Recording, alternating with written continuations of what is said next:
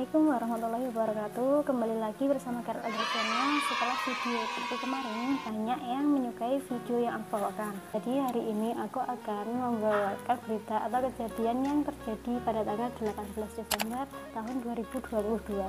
Pada hari Minggu kemarin ada seorang lelaki yang ditembak oleh kepolisian di daerah Probolinggo, yang diduga seorang lelaki tersebut mengalami gangguan jiwa, guys. Awal mulanya, lelaki dengan inisial EF alias Yanto kabur dari rumah pada tanggal 15 Desember tahun 2022.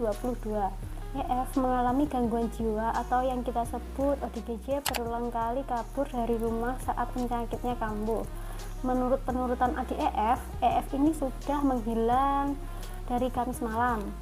Namun saat pagi kira-kira jam 1-2 dini hari EF kembali ke rumah, dan sekitar jam 3 sampai jam 4 pagi itu EF kembali kabur dari rumah, dan kali ini membawa motor keluarga EF. Datang kejadian itu, adik beserta suami mengikuti EF sampai di desa Galenang, Banyuanyar. Dan awal kejadian teror menakutkan ini terjadi, EF dikabarkan membanting seorang bayi, dan saat kejadian itu EF hampir dimasak oleh warga setempat. Jadi EF tersebut hampir dipukuli warga karena membanting seorang bayi. Tapi adik EF memohon untuk menyelesaikan masalah ini dengan damai. Dan saat itu EF langsung dibawa ambulans kembali ke Paiton pada jam 5.30 pagi. Setelah kejadian EF dirawat di puskesmas daerah Paiton, tetapi tidak ada penjagaan yang ketat terhadap EF tersebut. Dan pada hari Jumat tanggal 16 Desember tahun 2022 EF kabur dari puskesmas, dan EF berjalan tanpa busana mengelilingi daerah Paiton. Dan pada akhirnya EF menemukan sebuah parang atau sajam milik tukang bambu di pinggir jalan, ya.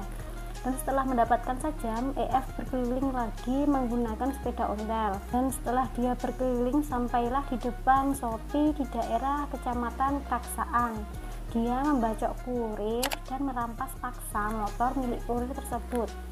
Dan akhirnya dia berkeliling lagi sampai di sekitar Polsek Kraksaan. Dia menghampiri orang-orang yang duduk di pinggir jalan dan dia bacok. Setelah kejadian pembacokan di sekitar daerah tersebut, EF itu menghilang selama 1 hari. Dan setelah itu, pada tanggal 18 Desember tahun 2022, saat EF akan melakukan aksi pembacokan kembali, beberapa warga dan polisi sudah mengepung EF. Polisi sempat memberikan tembakan peringatan, namun EF tak menghiraukannya, guys. Dan EF malah membabi buta orang yang ada di sekelilingnya. Dan akhirnya polisi membuat keputusan untuk menembak kaki EF. Namun tetap saja EF mencari korban dan semakin brutal. Akhirnya polisi mengambil tindakan yang tepat, karena kalau keputusan ini tidak diambil akan banyak lagi yang menjadi korban. Dan polisi menembak dada EF. Akhirnya EF meninggal di tempat. Ini adalah kejadian yang sangat miris. Seharusnya ODGJ yang sudah meresahkan warga, paling tidak kalau sudah tertangkap harus diberi penjagaan yang sangat ketat agar ODGJ tersebut tidak meresahkan warga.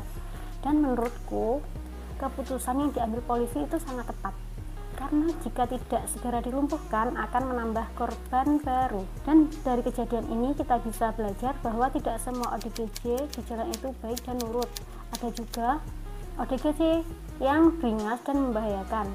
Tetapi ingat, jangan samakan semua ODGJ menakutkan dan kejam. Masih banyak ODGJ yang baik dan tidak mengganggu orang-orang di jalan. Sekian cerita viral yang sangat membuatku sedih. Next, aku akan membagikan cerita dan kejadian yang dulu pernah terjadi.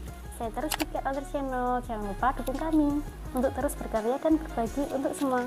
Assalamualaikum warahmatullahi wabarakatuh.